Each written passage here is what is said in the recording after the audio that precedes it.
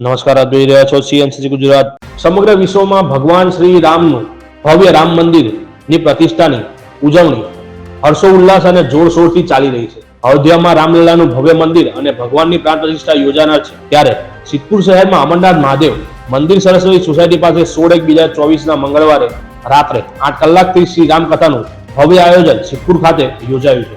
જેમાં અનુસંધાને મંગળવારે હાથમાં ભગવો ધ્વજા લઈ આશરે 200 લોકોની જનમેદની સાથે ભાજપના પદાધિકારીઓ, નગરપાલિકાના સત્તાધીશો સાથે પૂજ્ય દીપાલી દીદીને બગીમાં બિરાજમાન કરીને આતશબાજી કરી રાજવી ડીજેના તાલે વાજતે ગાજતે અને ભગવાન શ્રીરામના ભજનો તેમજ શ્રી રામના નાદ સાથે અમરનાથ મહાદેવ શ્રી રામ કથાના સ્થળે પહોંચ્યા હતા.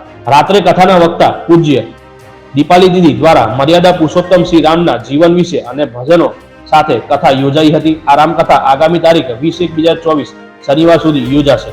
રિપોર્ટર ધ્રુવ કુમાર દવે, સિદ્ધપુર.